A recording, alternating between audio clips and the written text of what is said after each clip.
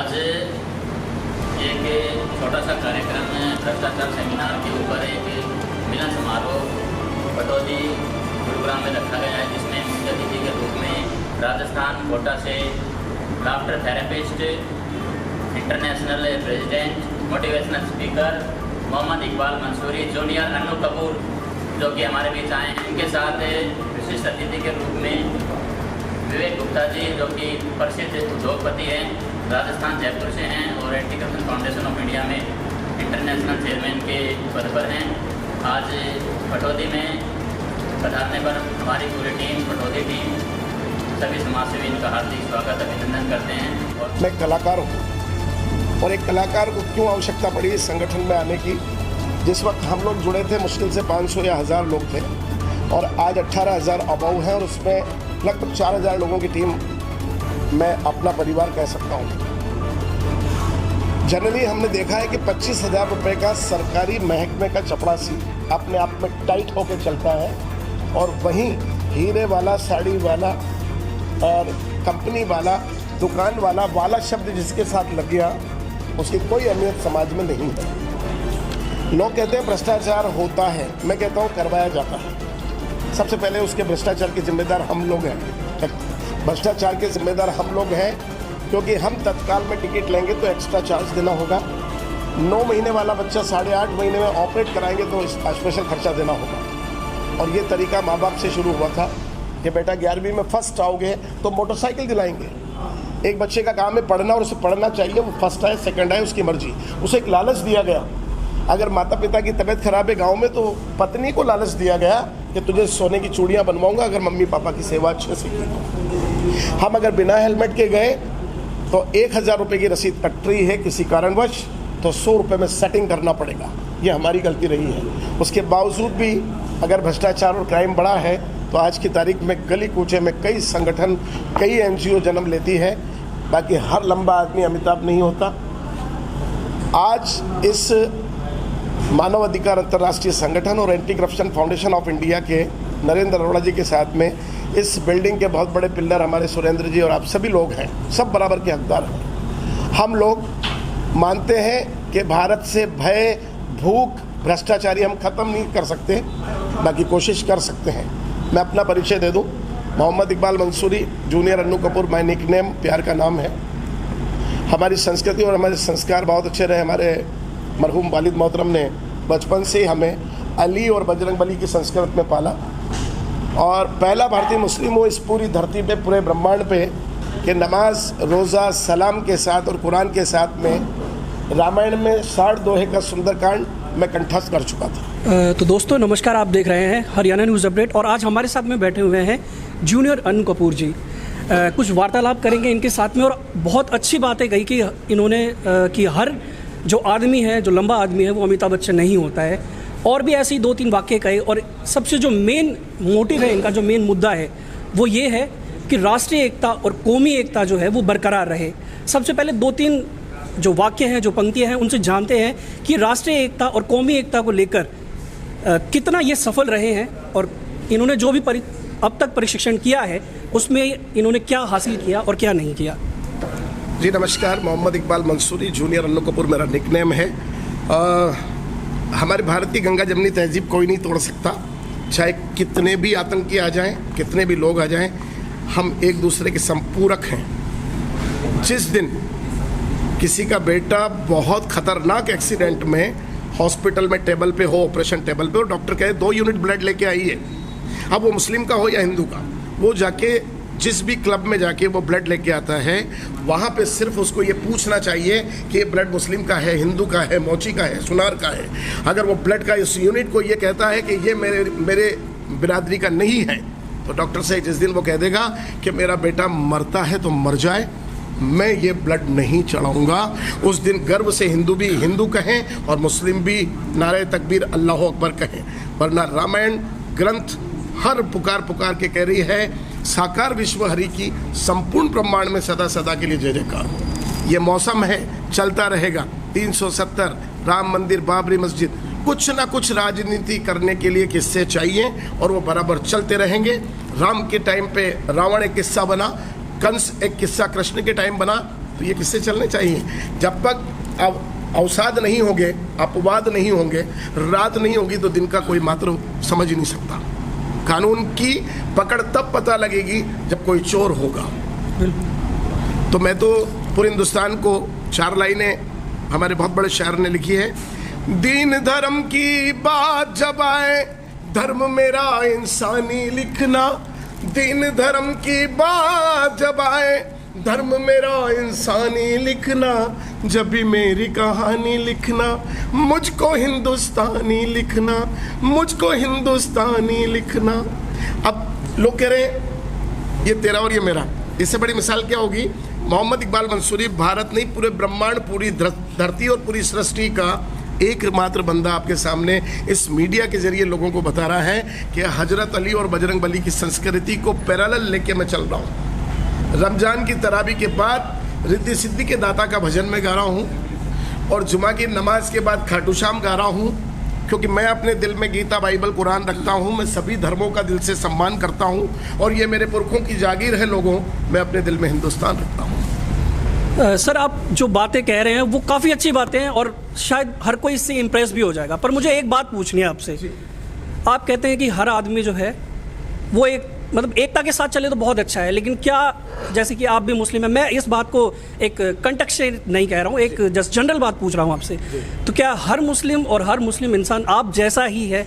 इस पे आप क्या कहना चाहेंगे? क्योंकि आप गीता, कुरान, बाइबल सारे अपने साथ लेकर चल रहे हैं, सब कुछ आपने पढ़ा भी है, पर आप और जो मेरे मुस्लिम भाई हैं उनको इस बारे में क्या कहना चाहेंगे और क्या विचार है आपको इसको लेकर? बिल्कुल, जो बहुत अच्छी बात आपने पूछी है कि सबके दिलों को खंगाल के तो देख नहीं सकते हैं। जी बिल्कुल। हम एक घर में 4 भाई हैं, क्या पता आज का नालायक बेटा कल का सच्चा श्रवण कुमार बन जाए, आज का हकीकत में बेहतर वाला बच्चा कल वृद्धाश्रम में दे के आ जाए। भरोसा तो हमें करना पड़ेगा कि एक दीवार को हम काबा और पत्थर के भगवान को हम राम और कृष्ण समझ लेते हैं। हर दिलों को टटोलना बहुत मुश्किल है। ये आपकी आस्था इंते मुशवा बिनते कुशवा, सऊदी अरब में एक शेखों ने एक नारा निकाल रखा है, इंते मुशवा बिनते कुशवा, या शेख अपनी अपनी देख। आपकी रामनवमी का व्रत आपको मिलेगा, आपके किए हुए नमाज रोज़ा जो भी है उनका आपको मिलेगा। हम किसी को बदलने जाएं उससे पहले खुद बदलना शुरू कर दें, और जिस दिन आप बदलना शुरू करेंगे लोग आपको फॉलो करेंगे, निश्चित है। सलमान खान ने अगर नेकर पहना तो उसको सब फॉलो कर रहे हैं। और मैं बता रहा हूँ, सिर्फ ये हवाएं हैं, ये हवाएं हैं जो कुछ दिन बाद खत्म हो जाएगी। और आपको बता दूँ कि जो लड़ने में और लड़वाने में लगे हैं उनके घर में मुस्लिम बेटियाँ भी हैं, उनके घर में हिंदू बहुएँ भी हैं। आप इतिहास उठा के देख सकते हैं। और मैं तो कह रहा हूँ कि ये जो मजहबी लोग नहीं हैं, ये रामायण के ऊपर चलने वाले लोग नहीं हैं, ये ग्रंथों पे चलने वाले लोग नहीं हैं, ये राक्षस योनि के हैं। देखिए, मुझे किसी का डर नहीं है। जिसको खुदा का, ईश्वर का डर होता है वो किसी से नहीं डरता। नहीं मेरे को वोट लेना है, क्योंकि जो फ़कीरी मिजाज रखते हैं वो ठोकर में ताज रखते हैं, और जिनको होती है कल की फिक्र वो अपनी शख्सियत आज़ाद रखते हैं। मैं तो ये कह रहा हूँ कि पूरे वर्ल्ड में चले जाइए, हमारे हिंदुस्तान जैसी संस्कृति कभी भी कहीं भी नहीं हो सकती। सर ने काफ़ी अच्छी बात कही, और मुझे भी मतलब इस चीज़ पर गर्व होता है कि हम जैसे कि जानते हैं कि देखिए हर एक के दिल को खंगोला नहीं जा सकता है, और सच में क्या पता आज एक हिंदू ही मुस्लिम बनकर बैठा हो जिसे हम हिंदू समझ रहे हैं, या कोई मुस्लिम ही हिंदू बनकर बैठा हो जिसे अब तक हम मुस्लिम या हिंदू समझ रहे थे। यानी कि एक दूसरे का आप इसे पर्यायवाची मान सकते हैं। लेकिन सर एक चीज़ और मुझे आपसे पूछनी है, वो ये कि जैसा कि अभी भाई साहब अभी एक बात कर रहे थे गायों को लेकर, थोड़ी देर पहले आपने एक जिक्र किया था, बुच्चड़खानों में गाय कटती है। सर जनरल पर्पस के क्वेश्चन है, आप भी इनसे काफ़ी ज़्यादा मतलब जागरूक है और हमें तो पता ही है, जो गाय कटती है बुच्चड़खानों में, ये हम सभी जानते हैं वहाँ उनका क्या हाल होता है। तो क्या मतलब इससे किसी मुस्लिम को क्या मिलता है? क्योंकि मांस तो किसी भी प्रकार से और भी खाया जा सकता है, सिर्फ यही क्यों? मैं पर्सनल चिकन वगैरह, लेकिन बात यह है कि सिर्फ वही चीज़ क्यों, कुछ और क्यों नहीं? इसके ऊपर आपकी क्या राय रहेगी सर? क्योंकि हम देखिए राष्ट्रीय एकता और राष्ट्रीय कौमी एकता जो आप कह रहे हैं, इसको तभी निभा सकते हैं जब हम धार्मिक भावनाओं के साथ छेड़छाड़ ना करें। क्योंकि देखिए हिंदू कभी मुस्लिम में झांकेगा नहीं, उसको इस चीज़ से कोई मतलब नहीं है, और मुस्लिम कभी हिंदू में झांकेगा नहीं, उसे इस चीज़ से कोई मतलब नहीं है। लेकिन जहाँ सम्मान की बात आती है वहाँ सम्मान इसी तरीके से खोया जाता है। कोई हिंदू अगर किसी मुस्लिम की लड़की को छेड़ देता है तो मुस्लिम शायद जाके लड़ाई करे। ऐसे में ही सेम टू सेम एक वाकया ये भी है कि अगर कोई गाय बुच्चड़ खाने में कटती है तो हिंदू भी नाराज़ होंगे। ऐसे में राष्ट्रीय एकता और कौमी एकता को आप कैसे समझाना चाहेंगे, क्या आपके इस पर विचार होंगे? मीडिया के जरिए अगर मैं कुछ कहूँगा तो कई लोग नाराज हो जाएंगे। सर, अगर नाराज होने वाली बात होती तो मैं आपसे पूछता ही नहीं ना, विचार रखना सबका काम है। मैं अपना विचार रख रहा हूँ। जी। अगर पूरे हिंदुस्तान में रात को 10 बजे जितनी भी नॉनवेज की होटल पे अगर छापा मारा जाए तो रिजल्ट सामने आ जाएगा। 95% वो लोग मिलेंगे जो गौ मांस या चिकन या मटन को दुत्कारते हैं। आज 600 रुपये किलो हो गया है। जी सर, मुझे तो इसके बारे में नहीं पता है। हम लोगों ने दाल शुरू कर दी, जैसा अन्न वैसा मन है। और रही बात फिर सरकार के, हमारे इतने बड़े बड़े नेता और मंत्री बैठे हुए हैं, जब कहीं पे शराबबंदी हो सकती है, कहीं पे बुलडोजर चल सकता है, कहीं पे सजा हो सकती है, वो क्यों नहीं रोकते इसको? या तो ये कहूँ कि हमारी सरकारें लाचार हो चुकी हैं। मैं भी महाराष्ट्र में गया था तो वहाँ पता लगा कि सबसे ज़्यादा बीफ वहीं पे होता है। मैंने कहा गोरक्षक भाई हमारे गाड़ी रोकते हैं, तो मुझे पता लगा कि भाई हमारे यहाँ पे गाड़ी रोक के अपना नाश्ता लिया और गाड़ी पास हो जाती है। क्यों नहीं लगाती सरकार रोक? गाय को हम भी माता मानते हैं।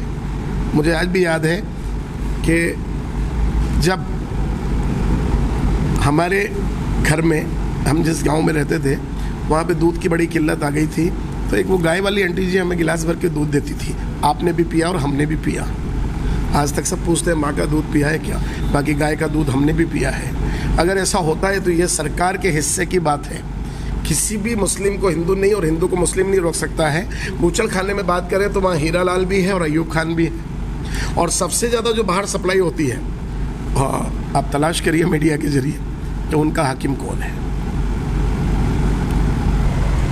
जो आपने पहलू जिस तरीके से बताने की कोशिश की मैं समझ गया, और कुछ कुछ वाक्य जो मुझे समझ में आए, राजनीति का खेल है सारा, हम समझते हैं। और ये बात भी मैंने एक जगह सुनी थी कि अगर धर्म और राजनीति की बात हो रही हो तो वहाँ से पैर कसाने ही, मतलब पीछे, जी बिल्कुल, पीछे हो जाना ही बहुत अच्छा है।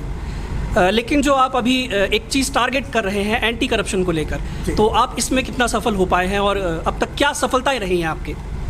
देखिए मैं बताऊं, कुछ लोग कहते हैं कि भारत से भी भय, भूख और भ्रष्टाचारी खत्म नहीं होगी। जो दे के आया है वो लेके बनेगा। और इसके भ्रष्टाचार के पीछे anti corruption foundation of India के सभी हमारे पदाधिकारियों के साथ में मैं एक ही बात कहना चाहूँगा कि किसी सज्जन ने मुझसे पूछा कि क्या आप 18,000, 15,000, 20,000 कार्यकर्ता भ्रष्टाचार को रोक लेंगे? मैंने कहा माना, हम रोक नहीं पाएंगे, बाकी कोशिश तो कर सकते हैं ना, प्रयास तो कर सकते हैं। एक छोटी सी कहानी मुझे याद आ रही है जो हमारे राष्ट्रीय अध्यक्ष अक्सर सुनाया करते हैं, नरेंद्र अरोड़ा जी, कि एक गाँव में आग लगी और एक डाली पे बंदर और चिड़िया बैठे हुए थे। उस भयंकर आग में चिड़िया ने क्या किया, थोड़ा सा पानी का बूंद लिया और आग की तरफ फेंका, जबकि उसका पानी जा भी नहीं रहा था। तो अट्टहास करते हुए बंदर कहने लगा कि चिड़िया, तेरे पानी से कभी आग बुझेगी? इतनी जोरदार आग लगी हुई है। तो चिड़िया ने सहज स्वभाव में एक बात कही कि बंदर भाई, मुझे मालूम है मेरी चोंच का पानी मेरी चोंच में ही रह जाता है, बाकी आने वाली मेरी पीढ़ी अगर मुझसे पूछेगी कि माँ तूने कभी जब गाँव में आग लगी तो तेरा क्या रोल था, तो मैं कह सकती हूँ मैं आग लगाने वालों में नहीं थी, आग बुझाने वालों में थी। रही बात anti corruption foundation of India, एक रजिस्टर गवर्नमेंट अप्रूव्ड संगठन है। ये अवेयरनेस की बात करता है। भाई हेलमेट लगा लो, चालान कभी बनेगा ही नहीं। सीट बेल्ट बांध लो, ना जयपुर ना अजमेर में डरने की जरूरत है। अपना होमवर्क पूरा कर लो, कभी टीचर के सामने गिड़गिड़ाना नहीं पड़ेगा। सच बोलना सीख लो, आपको भ्रष्टाचार की जरूरत नहीं पड़ेगी। और भ्रष्टाचार के हाकिम तो हम खुद हैं। ये रजिस्ट्री 20 दिन में नहीं 2 दिन में होनी चाहिए।